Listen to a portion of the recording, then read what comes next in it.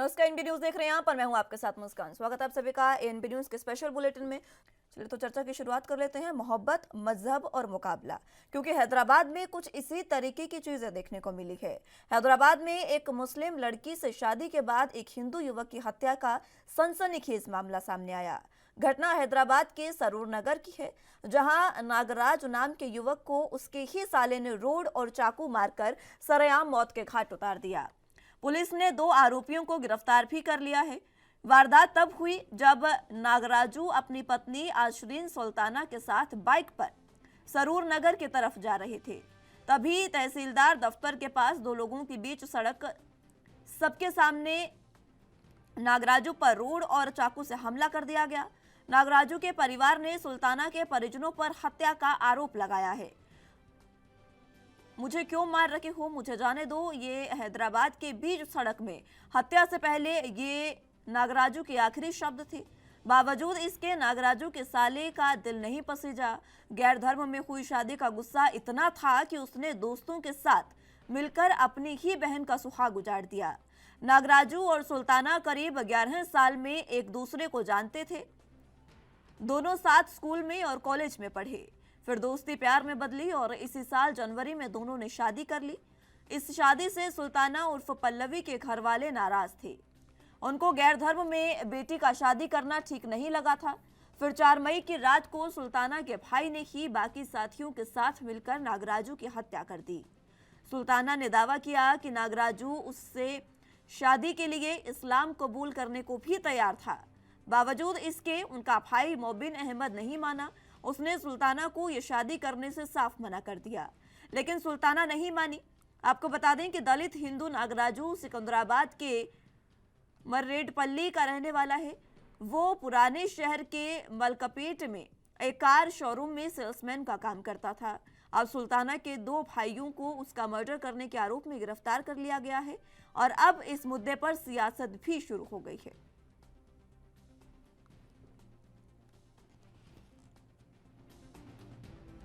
Sir मतलब हम हमारे भाभी के घर से हमारे अपने घर जाते थे, क्योंकि भाभी को हेल्थ ठीक नहीं रहता। भाभी के घर से अपने घर जा रहे थे, तो जब रोड क्रॉस करते ना सर, लेफ्ट राइट 2 साइड से व्हीकल्स आते ना, बीच रोड पे ही सर, मतलब सब लोग थे कि कुछ जंगल में अटैक हुआ वैसा नहीं, बीच रोड पे सब लोग थे। मैं और मेरे हस्बैंड ना, मतलब रोड क्रॉस करने के लिए बैक्स देख के क्रॉस करना पड़ता ना, उन्होंने थोड़ा बाइक स्लो करे रोड क्रॉस करने के लिए। उतने में ही सडनली ही उधर से बाइक आई सर, 2 बाइक्स आए। वो लोग मेरे राजू को ना बाइक पे से ऐसा धक्का दिए, ऐसा ढकलते हुए गए, जाके आगे बाइक रोके या कुछ भी मुझे नहीं पता।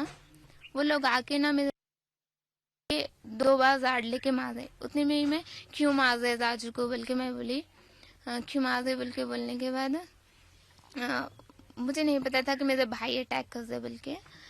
वो लोग मतलब मेरे राजू को ओनली सर पे ही मारते गए, मतलब सर में से बहुत ब्लड गया। मेरे को बहुत शौक हुआ कि उतने में मैं जैसा धक्का दे रही थी कि मेरे राजू के लिए सबको हेल्प पूछी, लेकिन कोई भी हेल्प नहीं कर रहे सर। और धक्का दे दिखा दिखने के बाद मैं मेरे भाई से ये भी रिक्वेस्ट करी कि उतना ब्लड जाने के बाद भी हॉस्पिटल लेके गए तो मेरे राज जिंदा रहते शायद बोल के, आपके पैर पड़ती होंगे भाई राज को छोड़ दो प्लीज बोल के। जब भी मेरे भाई से रिक्वेस्ट करी, जैसा फेस नहीं दिखने से पहले मैं समझी कि कोई और क्यों अटैक कर रहे, समझ में नहीं। मेरे अब्बू जी का इंतकाल हो गया सर। मेरे साइड तो मतलब कोई भी कुछ भी नहीं बोले सर, लेकिन मेरे भाई को ही मतलब कैस्ट फीलिंग था सर कि राजू से शादी नहीं करना बोल के था उनको। तो मैंने बोला कि घर पे राजू से शादी नहीं करूंगी, लेकिन किसी और से भी शादी मैं नहीं करना चाहती। मैं जितने भी दिन रहूंगी मैं मेहनत कर रहूंगी बोल के बोली। लेकिन वो लोग बोले कि तुम लड़की हो, तुम क्यों घर पे रहती, ऐसा बोले। अगर मैं लड़का रहा तो मैं मतलब आज मेरे राज की जान ही जाती थी कि मैं कहीं भी जाके जी लेती थी। लेकिन कभी भी कहाँ पे भी एक लड़की को सेफ्टी या कुछ भी नहीं है ऐसा, मतलब ये समाज ऐसा है कि एक लड़की अकेली रहेगी तो कुछ भी बातें बोलते, कुछ भी करते, वो अच्छा रहा है तो भी कुछ भी ऐसा बोलते। मैं वो बात से डरती थी तो सर। आपके परिवार में मतलब आपके सिर्फ भाई को इस शादी से एतराज था? सिर्फ भाई सर, कत्ल करने के वक्त भी भाई का ही फेस दिखा, जो आप अभी तक वो भैया फोटोज बताए ना, मेरे जीजू तो मुझे नहीं दिखे सर मैं तो कुछ भी अच्छा, मतलब मुझे कुछ भी जॉब करके मैं ये इन लोगों को सबको अच्छा देखना चाहती हूँ। और मेरे राजू की जो कमी है ना, मतलब राजू से बढ़ के तो मैं ये इन लोगों को कभी भी नहीं हो सकती, लेकिन मेरे राजू की कमी कभी भी इन लोगों को महसूस नहीं होना। अगर मैं जिंदा रहूंगी तो मतलब ये सब मैं तकलीफ बर्दाश्त करके, मतलब मेरा राजू नहीं तो मैं जी नहीं सकती, लेकिन मैं ये सब बर्दाश्त करके अगर मैं रहूंगी तो वो लोगों को मेरे राजू की कमी कभी महसूस नहीं होना सर। वो तीनों को भी, मतलब मेरे सास और ससुर और रमा देवी, बल्कि मेरी जो हस्बैंड की बहन है ना, उन लोगों को मैं अच्छा देखना चाहती हूँ सर। के मैं कभी उनके घर पे मैं बोझ नहीं बनना चाहती हूँ, कि मैं उन लोगों को हेल्प करना, मतलब उन लोगों को मैं सपोर्ट, अगर मेरे राजू रहे तो जैसा बेटा है करता ना, कुछ भी हेल्प मनी के लिए, घर में कुछ प्रॉब्लम्स रहे तो वैसा मैं हेल्प कर।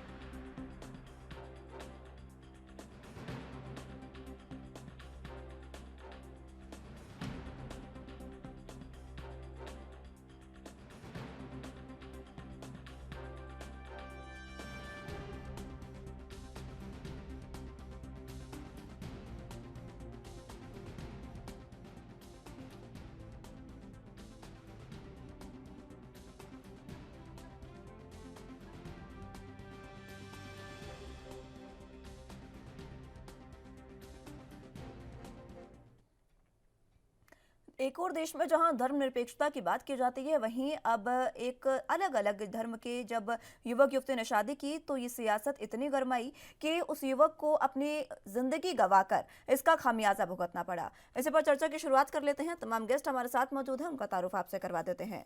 सौरभ गौड़ जी अध्यक्ष हिंदू धर्म रक्षा संघ से हमारे साथ मौजूद हैं और उसी के साथ फरत अली खान जी मुस्लिम संघ से हमारे साथ मौजूद हैं। आप दोनों का बहुत स्वागत है एनबी न्यूज पर। सबसे पहले मैं फरत अली जी आप ही के पास आना चाहूंगी और सवाल यही कि जिस तरीके से हम लगातार आप भी कई बार डिबेट में बैठे हैं तो यही बात होती है कि सभी धर्म एक समान हैं और किसी भी धर्म को ये नहीं करना चाहिए, लेकिन इस बार क्या हुआ हैदराबाद में जो हमें देखने को मिला, क्या क्या जवाब देंगे उस पर आप?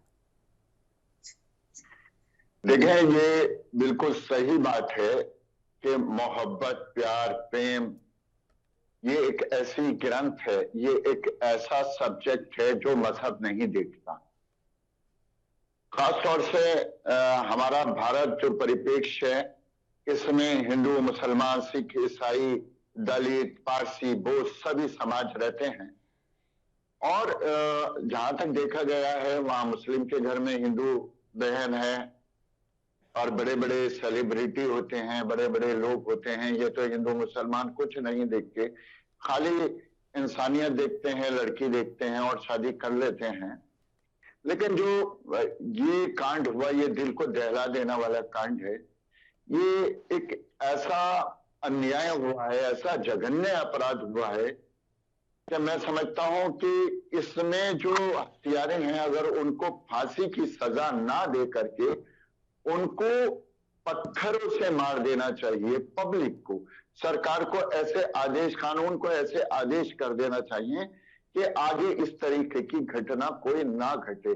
जहां हम धर्मनिरपेक्षता की बात करते हैं, जहां हम जैसे लोग बैठ जाते हैं, हिंदू मुसलमान एकता की बात करते हैं, भाईचारे की बात करते हैं, तो उस वक्त में, जिस वक्त में हम इस तरीके की हत्या करते होते हैं, उस वक्त में हमारा इंसानियत कहाँ चली जाती है, उस वक्त में हमारा इस्लाम मजहब कहाँ चला जाता है, उस वक्त में जो है वो हमारे खूनी रिश्ते कहाँ चले जाते हैं। मैं तो उस नागराजू का मैं पीड़ा को अपने शब्दों में नहीं बयान कर सकता कि उसने एक तो आपकी बहन को, बेटी को बाइज्जत तरीके से अपने घर में जगह दी थी और आपने कातिलों, आपने हत्यारों उस बच्चे की जान ले ली। वो दलित बच्चा था, वो हिंदू बच्चा था, वो सिख बच्चा था। धर्म नहीं देखना था, इंसानियत तो देखना थी। अरे इस मुल्क को क्या होता चला जा रहा है। और मैं आपके माध्यम से, मतलब एक मुसलमान होने के नाते हमेशा से इस बातों का विरोध करता चला आया हूं। जहां मुसलमान गलत है वहां मुसलमान गलत है, उसको दलित या हिंदू समझ के आपने मार दिया। अरे कब तक मारते रहोगे। ये प्रथा उस वक्त क्यों नहीं जागी थी जब बाहर से यहां पर मुसलमान आए थे। बड़ी कड़वी बात कह रहा हूं, हो सकता है मुसलमानों को बुरी लगे, और उस वक्त क्या हिंदू बहनों से, हिंदू बेटियों से शादी की थी। हम लोग ये मानने को तैयार ही नहीं होते कि हमारी माएं हिंदू थी। वहां से जो यहाँ लोग आए थे, शरणार्थी कह लो, कुछ कह लो, बन के आए थे, वो अपनी बहन बेटी नहीं लाए थे। उस बेटी की एक माँ की जो अलग थी, वो उस बेटी में जागी। उसने हिंदू लड़के से प्यार किया और प्यार करने के बाद उससे शादी की। उस लड़की की क्या खता थी, और उस लड़के ने आपकी बेटी को सर छुपाने के लिए जगह दी, उस लड़के की क्या खता थी। इसको मैं कंडम करता हूं, इसका मैं विरोध करता हूं, इसकी मैं भर्त्सना करता हूं, और जितनी सख्त से सख्त सजा हो इसको, इसके घर वालों को, लड़की के जो घर वाले मैके वाले हैं उनको, या इस तरीके की कोई भी घटना हो उनको सख्त से सख्त सजा मिलना चाहिए। ये लोग अपील कर लेते हैं, छूट जाते हैं, नहीं, इसका बहुत जल्द फैसला होना चाहिए, क्योंकि अब ये चीजें बर्दाश्त नहीं की जा सकती। ठीक है सौरभ गौड़ जी, आपका भी शुरुआती कमेंट मैं चाहूंगी, लेकिन जिस तरीके से ये तमाम चीजें हुई हैदराबाद में, उसके बाद सवाल ये है कि आखिर कहाँ है वो हिंदू धर्म रक्षा के वो लोग जो कहते हैं कि हम हिंदू धर्म की रक्षा करते हैं। एक हिंदू दलित युवक की इस तरीके से हत्या हो जाती है और किसी का बयान तक सामने नहीं आता। देखिए, ये अब हमारे देश का यही दुर्भाग्य है। जी सौरभ गौड़ जी, हमारे देश की जो भी राजनीति की जाती है, उस राजनीति के क्षेत्र में हमेशा मुस्लिमों के हितों को ऊपर रखा जाता है, और जिस क्षेत्र में ये घटनाएं हुई हैं वो पूरी तरीके से ओवैसी का क्षेत्र है। तो वहां पर अभी हमारे हिंदू लोग जिस तरीके से अपनी जान बचाकर रह रहे हैं, यही बड़ी बात है। वरना मुस्लिम लोगों ने कहीं कोई कसर नहीं बाकी छोड़ी। अभी मेरे मुस्लिम भाई ने जो भी अपने शब्दों में बताया, वो उन्होंने कुछ अच्छी भाषा में बताया, वरना सत्य तो ये है कि जब जब आक्रमणकारी मुसलमान भारत में आए, इन्होंने जबरदस्ती हमारी माँ बहन और बेटियों के साथ बलात्कार किए। उनके हमारे जो पूर्वजों को, मर्दों को मारा, और उनके बाद उन औरतों को, हिंदू महिलाओं को अपने घरों में रखा। और ये बिल्कुल ठीक कह रहे हैं कि आज जितने भी हिंदुस्तान में मुसलमान हैं, ये सब हिंदुओं की औलाद है, क्योंकि कहीं ना कहीं इनका कनेक्शन हिंदुओं से रहा है। और जिस तरीके की घटना आज, अब मथुरा में भी एक घटना कल ऐसी हुई है, एक मुस्लिम समाज के व्यक्ति ने एक हिंदू समाज की लड़की को पिछले 1.5 साल से अपने साथ रखा हुआ था, और किसी छोटी बात पे अनबन होने के कारण उसकी गला काट के हत्या कर दी। ये आज का ही केस है, पुरानी बात नहीं है। तो ये तो मुस्लिम समाज के लिए अंदर नफरत और वैमनस्य हिंदू समाज के लिए हमेशा से भरा हुआ है। हिंदू समाज कभी भी मुस्लिम समाज को अपने से अलग नहीं मानता रहा, तो आज उसका ये परिणाम भुगतना पड़ रहा है कि अगर कोई हिंदू की बेटी मुस्लिम ले जाता है तो उसमें उसको इनाम दिया जाता है, और अगर मुस्लिम की बेटी कोई गलती से भी हिंदू के परिवार में आ जाती है तो उसको ये परिणाम भुगतने पड़ते हैं। एक नहीं, ऐसे कई उदाहरण है। और जहां तक हिंदू समाज की बात है, अभी आप बिल्कुल ठीक कह रही है कि हमारे धर्म रक्षा संघ जैसे जो संगठन है आज भी इतने ताकतवर नहीं है जो इस तरीके के मुस्लिम समाज में जो आतंकवादी हैं इनका पूरी तरीके से सामना कर सके। मगर धीरे धीरे अब समय आ रहा है, इस तरीके के जो भी मुस्लिम समाज के लोग हैं उनको सही रास्ते पे लाया जाएगा। उसकी पूरी तैयारियां भी चल रही है। ये जो कुछ भी कर रहे हैं अपने भविष्य के लिए अच्छा नहीं कर रहे। ठीक है, चलिए रजा रिजवी जी हमारे साथ राजनीतिक विश्लेषक के तौर पर मौजूद है। बहुत स्वागत है रिजवी साहब आपका एनबी न्यूज पर। जी धन्यवाद। सबसे पहले यही मैं जानना चाहूंगी आपसे, हैदराबाद में जो घटना हुई उसको लेकर सभी लोग उसकी निंदा कर रहे हैं, लेकिन क्या मात्र निंदा से ये होगा? क्या आज के समय में इतना लंबा समय हमें आज़ादी के बाद हो चुका है, क्या आज के समय में भी कोई युवक युवती अपनी पसंद से शादी तक नहीं कर सकते? क्या आज भी इतनी छूट नहीं है हमारे यहाँ पर समाज में? इसके मुस्कान जी, इसमें दो मामला है। एक मामला तो शादी का है और दूसरा एक हत्या का मसला है। शादी के मसले में यह है कि भाई एक जो है वो शादी जो हुई वो अलग अलग कास्ट की हुई है। कानून तो ये कहता है कि साहब अगर बालिग हो गए हैं आप तो आपको ये अधिकार है कि आप शादी जो है वो स्वेच्छा से कर सकते हैं। अगर आप बालिग हो गए तो स्वेच्छा से आप शादी कर सकते हैं और आपको अपने जीने का अधिकार है। आप चाहे जिससे शादी करें, जिस धर्म से करें। लेकिन वही मुस्लिम एक्ट में जो ये आती है, हनफी विधि अनुसार पुरुष एक मुस्लिम अथवा किताबिया महिला से विवाह कर सकता है, किंतु मुस्लिम औरत मुसलमान को छोड़कर अन्य किसी से विवाह नहीं कर सकती। ये मुस्लिम एक्ट में पढ़ रहा हूँ। इसी तरह एक मुस्लिम स्त्री एक किताबी से भी शादी नहीं कर सकती और मुस्लिम पुरुष एक मूर्ति पूजक अथवा अग्नि पूजक से विवाह नहीं कर सकता। किंतु शियाओं में कोई भी गैर मुसलमान से निकाह विद्यमान विधि नहीं कर सकता, पर शिया पुरुष अग्नि पूजक से भी मुता विवाह रचा सकता है। ये तो ये एक्ट में, लेकिन ये शादी हुई और शादी अगर हुई जो मारा गया उसका जो मर्डर किया गया, ये बहुत बड़ा निंदनीय है। इस्लाम ये कहता है कि अगर एक इंसान का आपने खूने नाहक मर्डर किया है तो पूरी इंसानियत का कत्ल कर दिया आपने, ये इस्लाम कहता है। और यही चलन जरा से चला है। अभी देखिए कि एक उत्तर प्रदेश के अंदर एक बाबर नाम का लड़का जो भारतीय जनता पार्टी की जीत की खुशी में लोगों को मिठाई बांट रहा था, उसी समुदाय के लोगों ने, मुसलमानों ने उसको पीट पीट के मार डाला। इस्लाम इसकी इजाजत नहीं देता किसी का कत्ल करने का। इस्लाम जो फैला है वो मोहम्मद साहब की अमली जिंदगी से फैला है और सभी दुनिया के जितने मुसलमान हैं सबको कुरान पर एतबार है। 30 पारे, 114 सूरे, 6666 आयत। कुरान शरीफ में कहीं कट्टरता शब्द नहीं है। मेरे दोस्त बैठे हैं, मैं इनसे पूछना चाहूं कोई सूरा, कोई आयत बताएं जिसमें कट्टरता शब्द हो। किसी का कत्ल जो होता है वो कट्टरता से होता है, ऐसा नहीं होता है आदमी कट्टर बन जाता है, क्रूर बनता है तब किसी का कत्ल करता है। तो कहीं कट्टरता नहीं है तो फिर मुसलमानों में कट्टरता क्यों?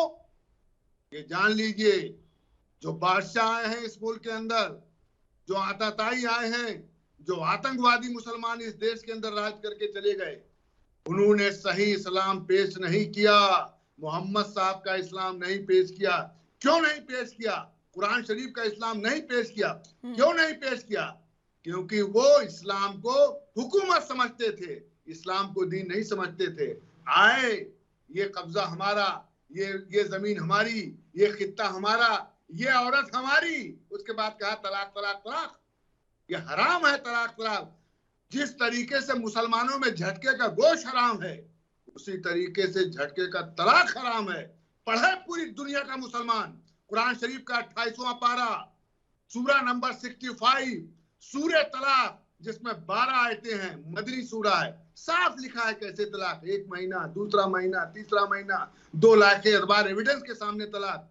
मैं तो कहता हूं ये आलिम दीन जो हैं मुसलमानों के 70 साल से बेइज्जत करके रखा है। मुसलमानों को क्यों नहीं बताया कि भाई कत्ल नहीं करना चाहिए, अगर एक इंसान का कत्ल करोगे खूने नाक तो पूरी इंसानियत का कत्ल होगा। तो कोई मुसलमान, कोई जो है वो उस बच्चे को जो है कत्ल नहीं करता है, क्योंकि सिखाते नहीं है। कुरान पढ़ाएंगे अरबी के अंदर, अरबी जानता नहीं, माने बताएंगे नहीं, हाफिज कुरान बनाएंगे, हिफ्ज कराएंगे, आप याद कराएंगे हाफिज कुरान। इसलिए मैं कहना चाहता हूं अपने साथियों से, जो हमारे मुसलमान भाई हैं, ये खूने नाहक नहीं होना चाहिए। अगर उसकी बहन ने शादी कर ली तो आप समझिए बालिग है, आप उसको समझाइए। हिंदू मैथोलॉजी में यह है कि अगर कोई हिंदू है तो वो शादी नहीं कर सकता।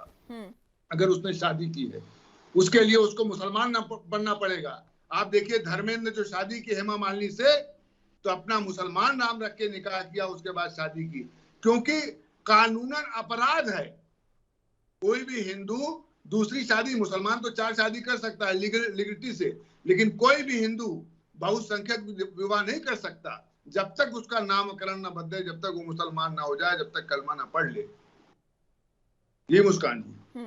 ठीक है फरज जी, तमाम बातें रिजवी साहब ने कही, उन पर आपकी प्रतिक्रिया चाहूंगी, क्योंकि देखिए उन्होंने मुस्लिम महिलाओं के बारे में भी तमाम बातें कही, लेकिन देश संविधान से चलता है, ये आप भी जानते हैं, हम सब जानते हैं, और उसमें ये बताया गया है कि बालिग हैं तो आप किसी से भी शादी कर सकते हैं।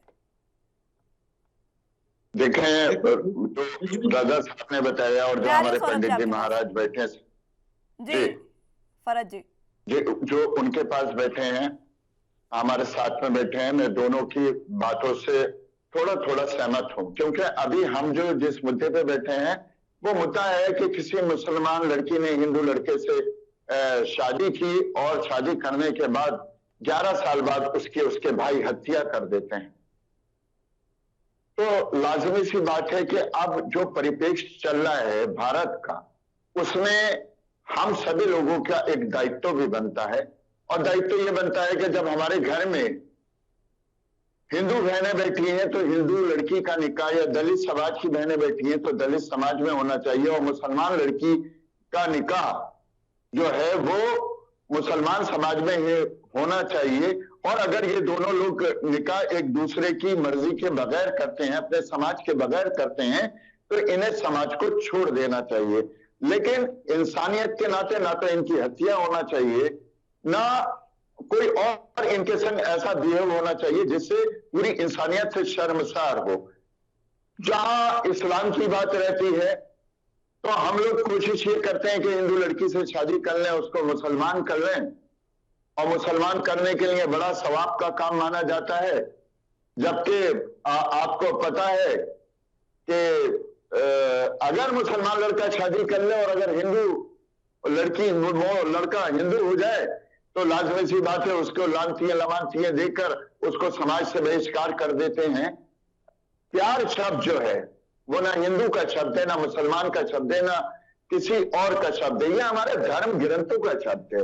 प्रेम, प्यार, सौहार्द, इसको कैसे बढ़ावा देगा अगर उस हिंदू लड़के से जो दलित का, अगर मेरी छोटी बहन ने शादी कर ली थी, अगर वो मेरी बेटी होती, वो कह रही है कि रो रो के कह रही है कि मेरे पिताजी का देहांत हो गया, जब तक उसका बाप जिंदा रहा तब तक किसी की हिम्मत नहीं थी इनके भाइयों की कि उस लड़की के खिलाफ कोई कार्रवाई करते। मैं बड़ी जिम्मेदारी के साथ ये बात कह रहा हूं और अक्सर मैं ये बात कहता हूं कि अब वो वक्त नहीं है कि इस्लाम को बढ़ाया जाए, अब वो वक्त है कि इस्लाम को कैसे बचाया जाए, इस्लाम को कैसे पढ़ाया जाए। और जब इस्लाम को पढ़ाने की बात आएगी तो हमारी जो सामाजिक शिक्षा है उसकी भी बहुत जरूरत है, क्योंकि हम खाली इस्लाम के कानून पर चलते हैं मुसलमान, हम लोग अपने सामाजिक कानून के तरफ ध्यान ही नहीं देते कि हमारा कानून क्या कहता है। जब हमारा कानून सख्त होगा, जैसे अभी हमारे भाई कह रहे थे कि हम लोग वहां पर कैसे बच रहे हैं, कैसे क्या करें, अरे भारत देश से आपके साथ मुझ जैसा मुसलमान, रज़ा साहब जैसा मुसलमान पड़ा है, अगर इस जैसा लोग, अगर आपको कहें छोटी सी आबादी में जो अभी ओवैसी का नाम लिया, अगर उसकी आबादी में अगर आप लोगों को तंग करेंगे तो हिंदुस्तान का जो उत्तर प्रदेश का रहने वाला मुसलमान है वो भी खड़ा हो जाएगा। और एक घटना और बता दूं, ये प्यार क्या होता है, अभी मैं सोशल मीडिया पर देख रहा था, एक ओवैसी वो पूरा जो क्षेत्र था वो ओवैसी के तहत आता है, ओवैसी जो है वो उनका पूरा क्षेत्र है, लेकिन वो खुद वहां पर खड़े नहीं हो रहे हैं। उन्होंने खुद ने कोई ऐसा बयान नहीं दिया जिससे संतुष्टि हो, खुद उन्होंने न्याय की मांग नहीं की। देखिए ये लोग जो है ये राजनीतिक रोटियां सेकते हैं, और अगर ये इस तरीके का बयान देंगे तो जो इनका समाज है वो इनसे, जो इनका वोटर है वो इनसे नाराज हो जाएगा। ये मानते हैं गलती हुई लेकिन बयान नहीं देते, और जब बयान नहीं देते हैं तो ये दिक्कतें सामने आती हैं। मुस्कान जी। ठीक है सौरभ गौड़ जी, ओवैसी सामने नहीं आए हैं, लेकिन जिस तरीके से मैंने अभी पहले सवाल मेरा पहला आपसे यही था कि हिंदू धर्म रक्षक भी कोई सामने नहीं आया, और किसी ने इस पर कोई ऐसा, प्रधानमंत्री तक ने, ओवैसी ने यह बयान दिया है, उन्होंने तंज कसा कि प्रधानमंत्री तक इस मसले पर कुछ बोलने को तैयार नहीं। देखिए इस घटना पे निश्चित रूप से हिंदू धर्म के लोगों को सामने आना चाहिए, और नहीं आए तो ये बड़ी दुर्भाग्यपूर्ण स्थिति है। और ओवैसी जैसे लोग जिनके लिए मेरे भरत भाई अभी कह रहे थे कि इनका समाज में कोई स्थान नहीं है, जबकि हकीकत यह है कि आज जितना भी आतंक भारत में फैल रहा है वो ओवैसी जैसे लोगों की जो कटु वाणी है, जो कि एक बंटवारा करने वाले हिंदू मुस्लिम के बीच में खाई पैदा करने वाले जो उनके तेज तर्रार भाषण होते हैं, उसके कारण आज समाज में ये स्थिति आई है। और जहां तक हिंदू धर्म की रक्षा करने वालों की बात है तो अभी वहां पर उतने मजबूत नहीं है हिंदू धर्म के लोग, इसलिए ये मुस्लिम धर्म के लोग हिंदू धर्म के लोगों के ऊपर हावी हैं। आज भारत में जहां जहां मुस्लिमों की आबादी हिंदुओं से ज्यादा है या हिंदुओं के बराबरी पर आ गई है, वहां हिंदुओं के लिए रहना मुश्किल है। और इससे पहले मेरे भाई ने बताया था कि कुरान में ऐसा कुछ नहीं है कि जो हिंसा सिखाता हो, तो मेरे को इनसे ये जानकारी दोबारा चाहिए कि आखिर काफिर शब्द होता क्या है। और कुरान में बार बार काफिरों के लिए जिन बातों का प्रयोग किया गया है, पहले दिन से मुसलमान बच्चों को मदरसों में जो शिक्षा दी जाती है वो काफिरों को मारने की और काफिरों से नफरत करने के अलावा और क्या सिखाया जाता है मदरसों में। और आज भारत में स्वतंत्रता का सबसे ज्यादा जो नाजायज फायदा उठाया है वो मुस्लिम समाज ने उठाया है। एक भी आप ऐसा उदाहरण नहीं बता सकते कि हिंदू समाज ने कहीं भी किसी मुस्लिम के ऊपर नाजायज कोई कार्य किया हो, मगर मुस्लिम समाज को जहां भी मौका मिलता रहा है वो हमेशा हिंदुओं के खिलाफ खड़े हो जाते हैं। और इससे भी बड़ी दुर्भाग्यपूर्ण स्थिति ये कि हमारे जितने राजनीतिक लोग हैं वो सब उनके मुस्लिम समाज के समर्थन में खड़े हो जाते हैं। आज आप मुझसे बार बार पूछ भी रही है कि कोई समर्थन में क्यों नहीं आया। आज वो कांग्रेसी हो, वामपंथी और वो समाजवादी और जितने भी और राजनीतिक दल है, ममता बनर्जी जैसे, ओवैसी जैसे, ये एक भी दल की तरफ से कोई बयान नहीं है। ये बहुत ही दुर्भाग्यपूर्ण स्थिति है। मगर मुस्लिम समाज की अब ये स्थिति बहुत दिनों तक रहने वाली नहीं है, क्योंकि मुस्लिम समाज धीरे धीरे हिंदू समाज को अब जगा रहा है। अब हिंदू समाज भी जागता जा रहा है और जितना भी इन लोगों को हमारे ऊपर अत्याचार करने थे हिंदू समाज पर, इनके अत्याचार के अब एक समय पूरा हो चुका है। धीरे धीरे या तो इनको देश छोड़ना होगा या फिर राष्ट्रवाद की ओर चलना होगा। केवल भारत में राष्ट्रवादी मुस्लिम समाज के लोग ही रह पाएंगे। जो लोग भी राष्ट्र के खिलाफ हिंदू धर्म से नफरत करने वाले लोग होंगे उनका इस देश में कोई स्थान नहीं होगा। या तो वो राजी राजी चले जाएंगे, नहीं तो उनको गैर राजी भेजा जाएगा। मगर अब इस तरीके की मानसिकता के लोगों को भारत में बर्दाश्त नहीं किया जाएगा। ठीक है, चलिए साहब बता दीजिए एक बार, गौड़ साहब पूछ रहे हैं आपसे कि आखिर काफिर का मतलब क्या होता है? देखिए, ऐसा है, जो काफिर शब्द का चलन हुआ है वो सऊदी अरब से चलन हुआ है। मोहम्मद साहब की जिंदगी के अंदर जो है ये देखिए, वहां पर जो है सऊदी अरब में कोई हिंदू मतवली का आदमी नहीं था। सऊदी अरब में एक थे गैर इस्लामी लोग जो अल्लाह को नहीं मानते थे, यानी खुदा को नहीं मानते थे, गॉड को नहीं मानते थे, और एक मसलक जो मोहम्मद साहब के साथ था वो अल्लाह को मानता था। तो कुरान शरीफ में जहां भी काफिर शब्द आया है वो कुरान शरीफ जो नाजिल हुआ है वो सऊदी अरब में नाजिल हुआ है और पैगंबर मोहम्मद मुस्तफ़ा के कल्ब पर नाजिल हुआ है। और जो कुरान आया है अल्लाह की तरफ से, ये गैबी किताब है, ये इलाही किताब है। तो जो काफिर, ये पता नहीं कैसे हमारे हिंदू भाई ले लेते हैं कि ये हिंदुओं के लिए आया है।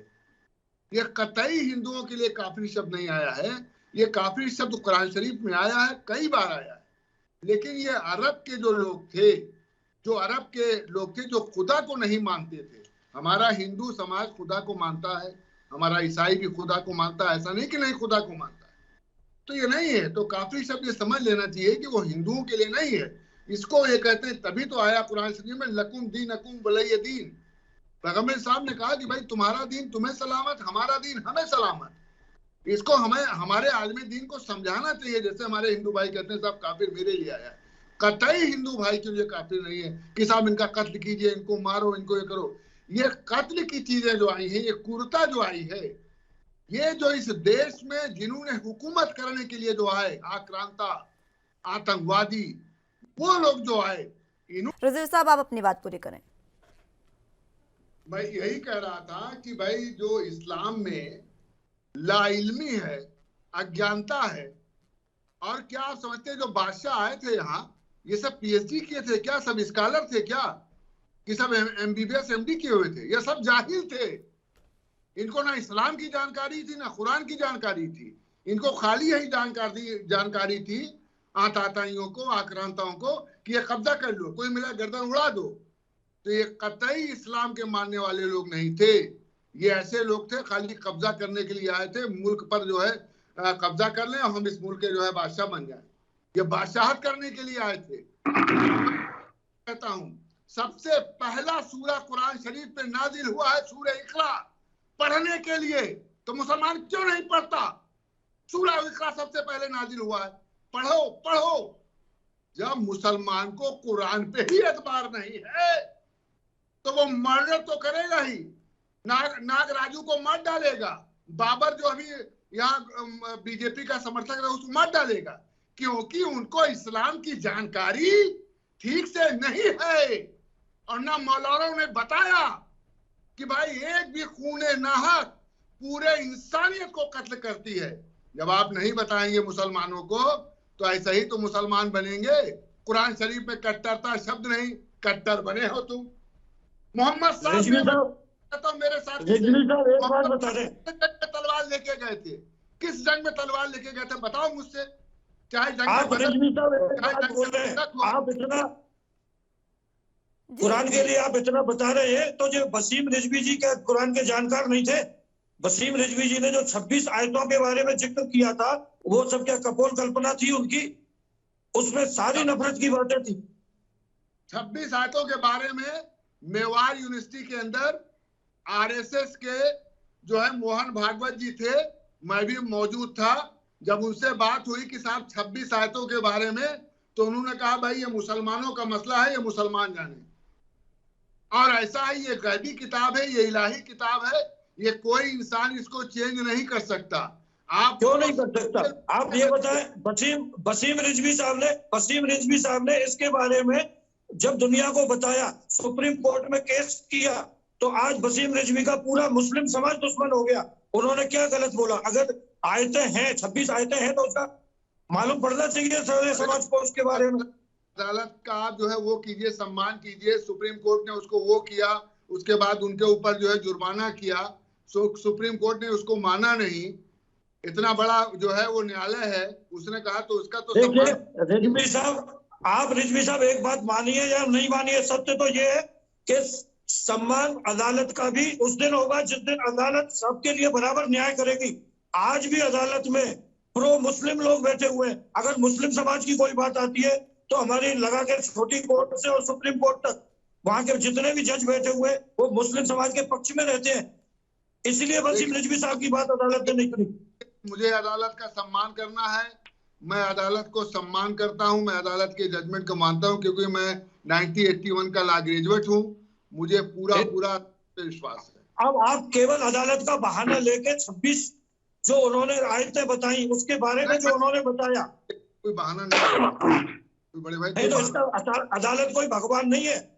अदालत भी गलती करती है और समय समय पे अदालत को भी अपनी गलती माननी भी पड़ी है। पर ऐसा नहीं है अदालत ने अगर स्वीकार नहीं किया इसका मतलब ये नहीं है कि वो सब कुछ ठीक है। रिव्यू के वो क्यों नहीं गए? मिस्टर रिजवी रिव्यू के लिए जाते हैं कि साहब इसको रिव्यू कर लीजिए। सुप्रीम कोर्ट में तो रिव्यू हो सकता है ना। और अगर अदालत की आप बात करते हैं, मेरी बात सुनिए, अगर आप 5 सदस्यीय बेंच बना दीजिए, 5 जजेस की बेंच बना दीजिए, उस पर सुनेंगे, कर सकते हैं। मेरी बात बताएं, अदालत का अगर सम्मान है तो बनारस में क्यों सम्मान नहीं हो रहा अदालत का? अगर अदालत ने बनारस के मंदिर के लिए कोई ऑर्डर दिया है तो मुस्लिम समाज क्यों विरोध कर रहा है उसका? देखिए बड़े भाई, मेरा पर्सनल अदालत का पूरा सम्मान करता हूँ। मैं वकील होने के नाते मैं अदालत का पूरा सम्मान। आप अच्छे रिजवी साहब, आप अच्छे इंसान हैं। कोर्ट होगा, नहीं मानेगा, अदालत चाहेगी चलाएगी। तो रिजवी साहब आप अच्छे इंसान हैं, मैं भी आपका सम्मान करता हूँ, मगर हर एक मुसलमान आपका जैसा नहीं है। मुसलमानों के अंदर जितने भी मुसलमान हैं उसमें ज्यादातर मुसलमानों के अंदर एक कट्टरता की भावना है। मैं तो कुरान शरीफ से आपके सामने साबित कर रहा हूँ, चैनल पे बैठ के कह रहा हूँ, जिसको लाखों लोग देख रहे हैं। मैं तो आप जो कुछ भी कह रहे हैं रिजवी साहब, आप जो कुछ भी कह रहे हैं आपका व्यक्तिगत इस्लाम है, ये पूरे भारतवर्ष का इस्लाम नहीं है। आप अपने इस्लाम के लिए कह सकते हैं, भारत का इस्लाम कुछ अलग है। मुसलमान है ही नहीं तो कोई मुसलमान नहीं मानता। तो इसका मतलब आप ये मान के चले कि भारत में मुसलमान हो ही नहीं है, ये सारे आतंकवादी हैं। मुसलमान के नाम पे जितने रह रहे हैं ज्यादातर, मुश्किल से इनमें 1% मुसलमान आपके जैसे होंगे, बाकी सब तो कोई कुरान को मानता ही नहीं है। भाई मैं तो सब ये बादशाह आतंकवादी हैं। हम मोहम्मद साहब का इस्लाम मानते हैं, औरंगजेब का, ओसामा बिन लादेन का इस्लाम नहीं मानते। मैं मोहम्मद साहब का इस्लाम मानता हूं, मैं बाबर का इस्लाम नहीं मानता, औरंगजेब का इस्लाम नहीं मानता, जहांगीर का नहीं मानता, हुमायूं का नहीं मानता, ओसामा बिन लादेन का नहीं मानता। बहुत से लोग मानते हैं ओसामा बिन लादेन का। ठीक है, चलिए मैंने फरज जी भी हमारे साथ, फरज जी भी हैं। मैं आ रही हूँ गौड साहब, रिजवी जी आ रही हूँ आपके पास भी। फरज जी, आप क्या कहेंगे इस पूरे मसले पर? फिलहाल कह रहे हैं कि कट्टरता शब्द भी नहीं है कुरान शरीफ में, कट्टरता का शब्द तक नहीं है। उसके बाद भी क्यों इतनी कट्टरता देश में देखने को मिल रही है कि अगर एक लड़की अपनी पसंद से शादी कर लेती है तो उसका सुहाग उजाड़ दिया जाए? क्यों इतनी कट्टरता हमें देश में देखने को मिल रही है? क्यों ये सब देखने को मिल रही है? जिस तरीके से जिक्र किया, बाबर का जिक्र किया उत्तर प्रदेश में जो हुआ, उसके बाद रामनवमी पर जो चीजें हुई, क्यों ये सब चीजें देखने को मिल रही है? देखें मुस्कान जी कि मुसलमान कुरान को मानते हैं, कुरान की नहीं मानते। दूसरी बात, अभी काफिर शब्द का जैसे हमारे वकील साहब ने और बताया, मैं आपको बताऊं काफिर शब्द इस्लाम में और कुरान में है। और काफिर शब्द का जो मतलब बताया, काफिर का मतलब होता है जो ईश्वर अल्लाह को बिल्कुल इनकार कर दे और वो कहे कि दुनिया में ईश्वर अल्लाह बिल्कुल है ही नहीं, उसको काफिर कहते हैं। अब रह जाती हिंदुस्तान के परिप्रेक्ष्य में काफिर शब्द का इस्तेमाल, क्योंकि हमारे हिंदू भाई भगवान में विश्वास करते हैं और वो मूर्ति के रूप में भगवान को स्वीकार करते हैं। तो ये मुशरिक तो हो सकते हैं लेकिन काफिर नहीं हो सकते। मुसलमानों में भी मुशरिक होते हैं। जो लोग मजार पूजन करते हैं, मजारों से मांगते हैं, आपने देखा होगा कि मजारों पे सभी लोग जाते हैं। हिंदू लोग मजारों पे क्यों जाते हैं? क्योंकि वो अल्लाह या भगवान से मांगने नहीं जाते, वो जो मजारों में दफन है उन लोगों से वहां पर मांगने के लिए जाते हैं। ये भी मुशरिकों में आता है। अब रह जाती है दूसरी बात कि वसीम रिजवी जिन आयतों को लेकर के पहुंचे, वो बिल्कुल ठीक बात है कि वसीम रिजवी लेकर पहुंचे। उसमें उस परिप्रेक्ष्य में ऐसी बातें लिखी गई थी जो कट्टरता की तरफ या कत्लो गारत की तरफ लेकर के जाती हैं। अभी मैं कहूं कि गीता है, महाभारत के परिप्रेक्ष्य में लिखी गई वो किताब, तो लाजमी सी बात है अब वो परिप्रेक्ष्य बदल गया, भारत बदल रहा है। फिर से कह रहा हूं, कुरान को मानते हैं, कुरान की नहीं मानते, अल्लाह को मानते हैं, अल्लाह की नहीं मानते। तभी तो ये आप इनको क्या कहेंगे? जो लोग चोरी कर रहे हैं वो काफिर, जो लोग रोजा नहीं रखते वो काफिर, जो इंसानियत का कत्ल कर रहे हैं वो काफिर, जो किसी की हत्या कर रहे हैं वो काफिर। इनको भी तो काफिर कहने का हमें हक है, अधिकार है। खाली हम अपने हिंदू भाइयों को काफिर कह के अपनी जानों को बचा लेते हैं। यही ओवैसी का काम है, यही आजम खां का काम है, यही जमीयतुल उलमा हिंद का काम है, यही मुस्लिम पर्सनल लॉ बोर्ड का काम है कि सिर्फ और सिर्फ मुसलमानों को धर्म के नाम पर, जो धर्म तो मानते हैं लेकिन धर्म की नहीं मानते, उनको इकट्ठा रखा जाए। क्योंकि सभी राजनीतिक दलों ने मुस्कान जी हम लोगों को वोटर माना है, हमें कभी इंसान नहीं माना।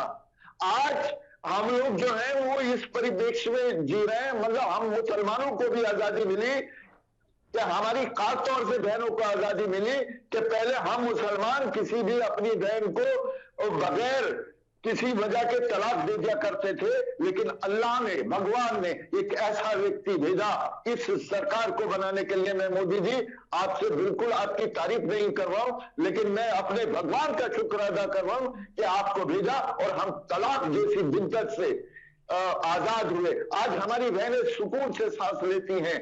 आज अगर इस तरीके की हत्या होती है तो मोदी जी आप एक कानून बनाइए, वह हत्या चाहे दलित की हो या हमारे यहाँ जात पात की भी लड़ाई होती है कभी कभी, मैं आपको बताता चलूं, तो उस जात पात से भी हमें आजाद कराइए। क्योंकि इस्लाम में ये माना गया है कि ऐसे हम अवतार भेजेंगे जो समाज को सुधारेंगे। मैं मोदी जी को प्रधानमंत्री नहीं मानता, मैं उनकी तारीफ नहीं कर रहा हूं, मैं उनको अवतार मानता हूं। उसमें आप अवतार बन के हमारा भी भला करिए, समाज में हिंदू का भी भला करिए। अब हमको अल्पसंख्यक बनवानिए, अब हमको दूसरा बड़ी संख्या में बहुसंख्यक मानिए। हमें शिक्षा तो दीजिए, हमें दान मत दीजिए। हम लोग आपके दान पे जब चले जाते हैं तो हम घर में काम नहीं करते, और जब काम नहीं करते हैं तो हम फालतू की बातों में लग जाते हैं। और अब हम फालतू की बातों में नहीं लगना चाहते।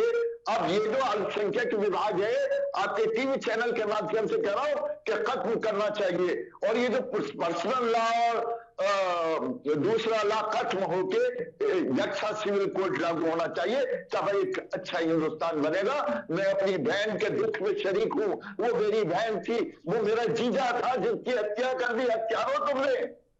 मैं हिंदुओं से कुछ नहीं कहना चाहता कि वो उसका साथ दे नहीं दे।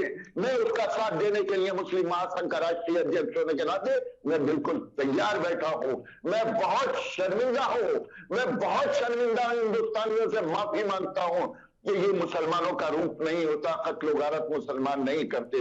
मुसलमान नबी के मानने वाले होते हैं, जैसे रिजवी साहब कह रहे थे। मुसलमान कुरान के मानने वाले होते हैं। मुसलमान इंसानियत के मानने वाले होते हैं। मुसलमानों में हत्या का कोई चलन ही नहीं होता। मुस्कान जी। ठीक है गौड़ साहब, बोलिए। इन्हीं बातों पर आपकी प्रतिक्रिया चाहूंगी मैं। फरज जी ने जो तमाम बातें कही, कट्टरता शब्द बार बार जिक्र कर रहे हैं कि नहीं है, उसके बावजूद भी हमने, और ये एक बार नहीं है, बहुत सी चीज़ें हमने पहले भी देखी है, और अभी हाल ही के दिनों में इतनी तमाम चीज़ें हमने देखी, चाहे रामनवमी के जुलूस पर हो, चाहे हनुमान जयंती पर हो, इस तरीके से पथराव किया गया। नहीं पता कि वो किसने किया, लेकिन अगर एक पक्ष से हुआ तो दूसरे पक्ष से भी पथराव हुआ, और उसके बाद अब ये चीज़ें देश में देखने को मिल रही है।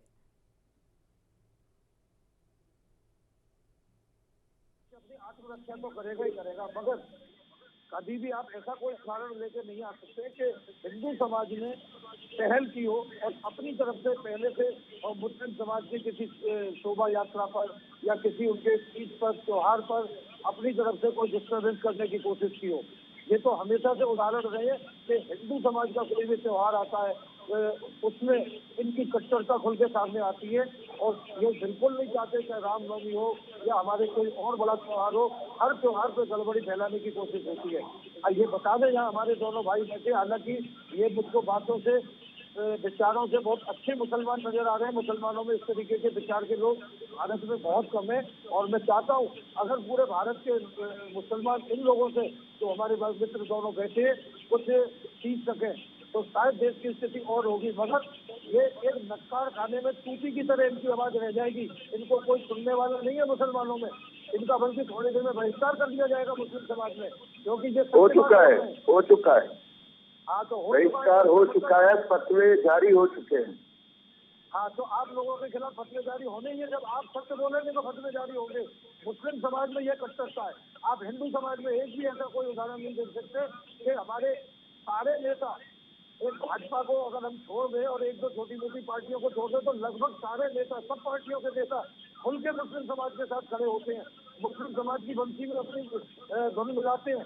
इसके बावजूद भी कोई किसी के खिलाफ कोई फतवा जारी नहीं हुआ, किसी के लिए कोई हिंदू समाज की तरफ से ऐसी बात नहीं आई। मगर मुस्लिम समाज अगर सत्य बोलना शुरू करता है, आज पहली बार मैं देख रहा हूँ कि आप लोग टीवी चैनल पे बैठ के सत्य बोलने की कोशिश कर रहे हैं, जबकि हकीकत ये है आप कितना भी कुरान का सत्य समझ लें, मगर जो सत्य समझाया गया मुस्लिम समाज को कुरान का, वो केवल नफरत फैलाना, घृणा फैलाना, कट्टरता फैलाना, केवल यही मुस्लिम समाज समझ पाता है। और जो बिना पढ़े लिखे लोग हैं, जो केवल जिनको कुरान में बड़ी बड़ी बातें करके जो आपके मुस्लिम समाज के मौलवी बता देते हैं, जो समाज उसी को स्वीकार कर लेता है। और उनकी नजर में आप काफिर की बात कर रहे हैं। काफिर वो है जो इस्लाम धर्म को नहीं मानता, और काफिर की हत्या करना भी इस्लाम धर्म में पुण्य का काम है, कोई पाप का काम नहीं है। जो काफिर की हत्या करता है उसको भी हुरें मिलती हैं। तो ये सब तो इस्लाम धर्म में सिखाया गया था शुरू से ही। अब ये सत्य है या नहीं ये तो आप लोग जाने, मगर काफिरों के प्रति जो व्यवहार करना है, ये मौलवी लोग खूब अच्छी तरीके से बचपन से उनको सिखा के रखते हैं, और बाद में वही बच्चे बड़े होकर हिंदुओं के खिलाफ, ईसाइयों के खिलाफ या दूसरे धर्मों के खिलाफ वही करते हैं। कट्टरता भी फैलती है, और देश में आज जितनी भी आपको आतंकवाद दिखाई दे रहा है, ये सब मुस्लिम समाज के ऐसे ही तत्वों के द्वारा फैलाया गया है। अब आप जैसे कुछ अच्छे लोग हैं, नसीम रिजवी भी एक अच्छे भले आदमी थे, उसका भी समाज ने बहिष्कार कर दिया। तो ये मुस्लिम समाज कभी भी सत्य को स्वीकार नहीं करेगा, क्योंकि ये हमारी दृष्टि में, आज मैं आपको बता रहा हूँ, सुनने में बुरा लग सकता है, हकीकत में तो हम मुस्लिम समाज को धर्म स्वीकार ही नहीं करते। ये तो एक गैंग जैसा लगता है हमको, तो जैसे लुटेरों का गैंग था, और लुटेरों का गैंग पूरे दुनिया में फैला, और उन्होंने अपने अपने तरीके से सारे देशों को लूटा, भारत को भी लूटा, और लूटने के बाद में वहीं पे फंस गए। और जिस समाज ने उनका स्वागत किया, हिंदू समाज ने, आज उसी समाज को सबसे ज्यादा अगर किसी ने परेशान कर रखा है तो वो मुस्लिम समाज है। और भारत में ही नहीं, आप दुनिया के किसी भी देश में चले जाइए, देखिए अगर उस देश में मुस्लिम समाज पहुंच गया तो वो लोग कभी भी वहाँ के समाज के साथ मिलकर नहीं रहते, वो अपनी कट्टरता फैलाएंगे। उस अपना उनको ये लगता है कि जिस भी देश में जाएं वहाँ पे इस्लामिक राष्ट्र होना चाहिए। और जिन देशों में वास्तविकता में इस्लामिक राष्ट्र है वहाँ कोई समस्या ही नहीं है। मैंने ऐसा सुना है, मैं गया तो नहीं हूँ गल्फ कंट्री में, मगर गल्फ कंट्री में कितनी महिलाएं बुर्का पहनती हैं आप बता दें। मुझे पता चला कि वह 1% भी महिला नहीं है जो बुर्का पहनती है। और यहाँ बुर्के के लिए भारत में लड़ाई होती है, तो हमारा अधिकार है बुर्का पहनना। तो इस तरीके की जो कट्टरता वाली बात है ये केवल भारत में है आप लोगों की, मुस्लिम समाज की। ये भारत के बाहर इतना जितनी स्वतंत्रता भारत में मिली है मुस्लिम समाज को, शायद दुनिया में इतनी कहीं स्वतंत्रता भी मिली। आज पाकिस्तान में भी मुसलमान इतना स्वतंत्र नहीं है। क्यों है ऐसा रिजवी साहब, जिस तरीके से गौर साहब कह रहे हैं, इतनी कट्टरता सिर्फ भारत में ही क्यों? आप पढ़े लिखे लोग हैं, आप दोनों यहाँ पर पढ़े लिखे शख्स बैठे हैं, अनुभवी हैं, क्यों जागरूकता नहीं फैलाई जाती एक समाज में? अफगानिस्तान जो है वहाँ कट्टरता है कि नहीं है? सरेआम औरत जा रही है, अगर पर्दा नहीं ओढ़े तो नकाब नहीं पहने तो गोली मार दी। अरे भाई क्या है भाई, उसकी समझता है कि नहीं है? तो ये जो कट्टरता है, मैं यही कह रहा हूँ, कट्टरता जो है ये इस्लाम में कहीं इसकी जगह नहीं है। लेकिन ये जो बादशाह लोग आए, इन्होंने जो है कट्टरता और क्रूरता को पेश किया और लोगों ने उसी को इस्लाम समझ लिया।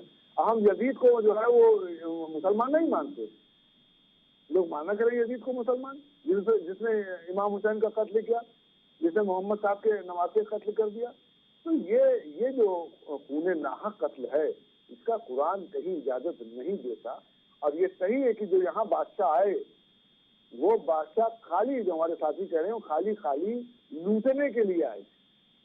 अगर लूटने के लिए नहीं आते तो मेरा ये सवाल है, उन्हीं लूटने वालों से वो तो रह नहीं गए, लेकिन उनके जो समर्थक हैं तो उन्होंने अपने टाइम में क्यों नहीं एक अच्छी यूनिवर्सिटी खोली, क्यों नहीं अपने टाइम में अच्छा जो है मेडिकल जो है कॉलेज खोला?